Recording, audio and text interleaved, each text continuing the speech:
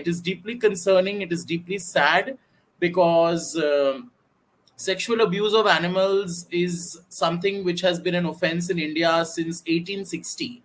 And it is not something new, it's not a new ask. And more than that, I think it's not just animals that will be impacted, but it will also impact the society at large, because people who abuse animals are three times more likely to commit a crime against a fellow human being. So, at least in the interest of the society at large and the public at large, the Honorable Home Minister of India should consider adding this provision and only then passing the BNS Bill 2023 in Parliament. Prior to the BNS Bill, the provision with regard to sexual abuse was IPC Section 377. IPC stands for Indian Penal Code. So this Indian Penal Code is a statute which is being replaced by the Bharatiya Nyaya Sanhita BNS. And under the IPC, under Section 377, sexual abuse of animals or bestiality is a very serious offense. It's a non-bailable offense, punishable with imprisonment up to life term or up to 10 years along with fine. So the provision is extremely stringent. And sadly, this provision is not being, created. A similar provision is not being created under the Bharatiya Nyaya Sanhita or the BNS. So this is exactly what the matter is. And what is the reason, even if it was advised to add this section or to leave the section in the new bill, why would the government not do that? So we do not have clarity on why it is not happening. From whatever we are given to understand, it seems to be an oversight, but it is too serious a matter to be an oversight, and too big a thing to be overlooked, or to be an oversight, because it is going to have disastrous consequences. Can we imagine people who are raping animals will essentially go scot-free, and they will be a danger to society, not just animals, because their next prey might be an animal, might be a child, might be a woman, might be an elderly person. Yeah, it's that's proven, right? There's been a lot of research done on this topic that humans who hurt animals are also very likely to hurt humans later on. 3 times more likely. People who commit crimes against animals are 3 times more likely to commit a similar crime against a fellow human being. This has been an offense since the year 1860. Since decades together, this has been an offense. So what is the reason? Cases of sexual abuse against animals are only increasing. There is no justifiable reason to remove this provision. If at all, it needs to be strengthened. If at all, there have to be more guidelines as to how cases of sexual abuse against animals must be investigated and must be seen through in court, perhaps in a fast-track fashion. That is the need of the hour, not to outlaw it, not to, just disregard it, and not to treat it as something very petty or minor or something, because it is not. We have spoken in the past also about humans raping animals, which for some reason we follow a lot of animal welfare organization in India, and this is something that happens, and it's beyond cruel. The incidences that have been filmed Absolutely. or that were caught on, it's unimaginable. If I can interject, there is a report by VOSD, Voice of Stray Dogs, from the year 2014. It says that the number of sexual assault cases against animals is same as humans, but it is extremely underrated because the victim is an animal and there is nobody to stand for them, nobody to speak up for them. So these cases are highly underreported, and those who are reported also are huge in number. There are cows, there are buffaloes, there are goats, sheep, dogs. Not a single animal has been spared. And these cases are widely reported in the media. You're from PETA India, but I know you've all are partnering up now to fight this. But when this news came on Tuesday, how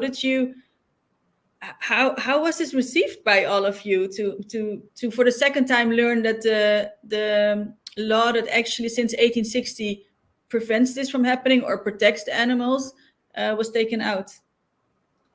So basically, we got to know last minute for the simple reason that when we submitted our recommendations to the Parliamentary Standing Committee on Home Affairs, we were assured that this would be taken care of.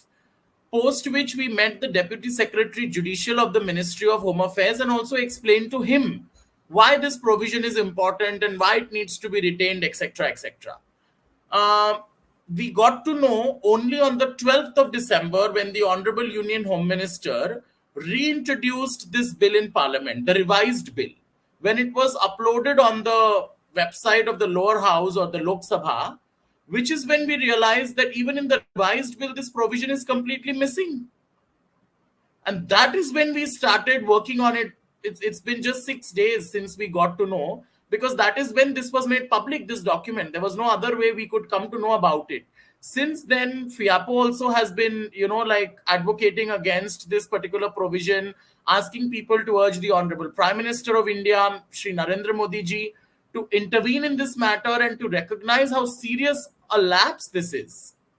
And when will this, HSI, People for Animals, all these organizations agree with what we are saying, and they have also, activated their own network of supporters, etc., to kind of explain to the government that this is a very, very important and very crucial aspect which is missing in the bill. and what is the when will this pass, this bill? When is the set date to vote on it? It is expected to be passed this week. That is what I have learned from the website of the Lok Sabha. That this bill is going to be tabled. It has already been tabled. It is going to be brought for discussion and passage this week itself. So we are trying to, reach out to as many people as possible who can influence, who can make the government realize and understand that this is an extremely crucial issue, and it just does not relate to animals, but it relates to the safety and security of people at large. So, at least if not for animals, at least for the society at large, this provision has to be added. And it's also my Not only, understanding that this provision, it's because now what is protected by law is if a woman is raped by a man in India. But if this provision, this sector 377, is not added, it also means that men, transgender people, and animals, all these three vulnerable groups, are excluded from protection from sexual that's abuse. absolutely correct. Men, transgender, non binary persons, and animals. All these four, you know, class of individuals will be at risk, because if a man is raped by a man, he has no remedy in law. It is not considered as rape. It is not considered as sexual abuse by the Bharatiya Nyaya Sanhita. So while the government's intention of getting rid of laws which were made in the British era is absolutely, welcome, and it's very well intentioned and it's a great measure, but we cannot go backwards. We have to only move forwards. We are even going behind the British times by not having a provision for sexual abuse of animals. And that cannot be the case. The new India or the new Bharat is not what this is. We need more and stronger protection for animals and for people, not that the provisions to get lost because of oversight or something like that. This is a very, very big issue, and I hope and I earnestly request the government to please pay attention to this, because this is going to have an overcompassing effect on the lives of animals as well as people. I would like to just give one quick example which would be Yeah. relevant to this. There is this convicted criminal from India. His name is Amirul Islam. He had he had raped and killed a Kerala law student whose name was Jisha. And his past has been such that he has raped and killed dogs and goats.